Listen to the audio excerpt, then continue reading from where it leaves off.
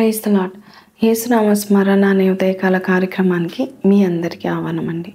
ఈరోజు సామెతల గ్రంథం 14:23 ఏ కష్టము చేసినను లాభమే కలుగును, వట్టి మాటలు లేమిడికి కారణములు. కష్టంతో కూడిన ఏ పని అయినా నీకు ఫలితం ఇస్తుంది.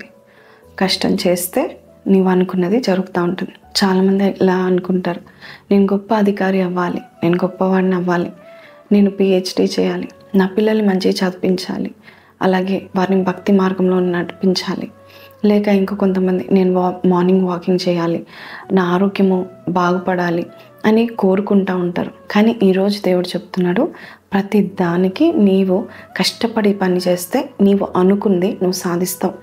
ఉట్టిగా అనుకుంటే సరిపోదు, అనుకోవడం మాత్రమే కాకుండా కృషి చేయాలి. 10 పనులున్నా కూడా మనము ఆకలేసినప్పుడు అన్నం తింటాం, 100 పనులున్నా కూడా నిద్రపోవడము మానవేయం. అలాగే దేవుని సన్నిధిలో నీవు బాగుపడాలన్నట్లయితే, యోసేపు వలె నువ్వు పట్టిందెల్లా బంగారం అవ్వాలన్నట్లయితే, నువ్వు ఏ కార్యం చేసినా కూడా అద్భుతాలు దేవుడు నీ ద్వారా జరిగించాలన్నట్లయితే, వృద్ధి నువ్వు చూడాలన్నట్లయితే దేవుడు నీకు తోడుగా ఉండాలి.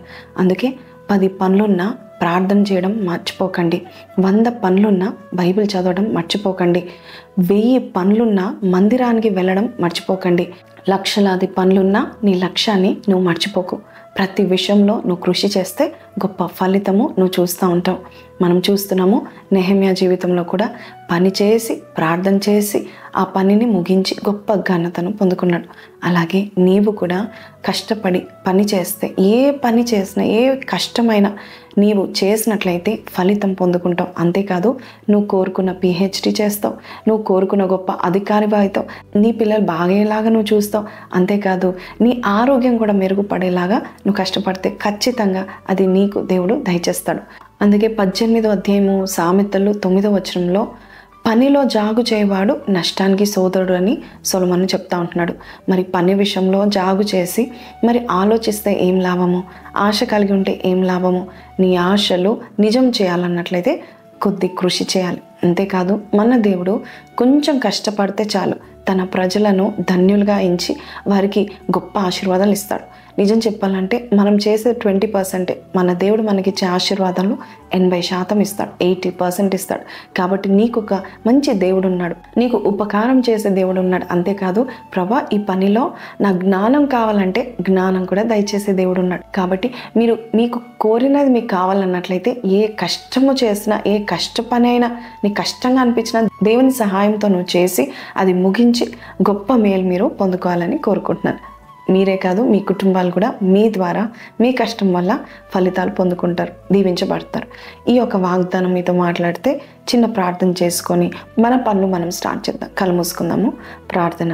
పరిశుద్ధుడా, మహోన్నతుడవు తండ్రి, పని ముట్టునిచ్చే దేవుడవు, జ్ఞానాన్నిచ్చే దేవుడవు, బలాన్నిచ్చే దేవుడవు, సాహసానికి కూడా నాయన నేర్పించే దేవుడవు. అయ్యా, ప్రార్థన చేయడం మానకుండా, బైబిల్ చదవడం మానకుండా నాయన ప్రభా తండ్రి, మా లక్ష్యాన్ని మేము మానకుండా నీ చిత్త ప్రకారం మమ్మల్ని నడిపించి మమ్మల్ని వాడుకోమని అడుగుచున్నాం. ప్రతి బిడ్డని నీ హస్తంలో పెడుతున్నాం నాయన. ఏ పని అయినా ఏ కష్టమైనా కృషి చేసేవారిలాగా నీవే చేసి నడిపించమని నజరేయుడైన యేసు పరిశుద్ధ నామములో అడిగి వేడుకొంచున్నాం తండ్రి, amen. So praise the Lord అండి. మీ కోరికలు దేవుడు తీర్చడానికి ఇష్టంగా ఉన్నాడు. అయితే మీరు కష్టపడండి. అది చిన్న కష్టమే, నీ కొంచెం కష్టపడినా దేవుడు నీకు సహాయం చేయడానికి ఇష్టపడుతున్నాడు. కాబట్టి ఈ మాటలు మీకు దీవెనకరంగా ఉన్నట్లయితే కింద కమెంట్లో ఆమెన్ అని పెట్టండి, అనేకులకు షేర్ చేయండి. మీ వాట్సాప్ స్టేటస్లో కూడా షేర్ చేయడం మర్చిపోకండి. ఇంకా సబ్స్క్రైబ్ చేసుకోలేదా? ఇప్పుడే సబ్స్క్రైబ్ చేసుకోండి. And don't forget to like and share. God bless you. Have a blessed day.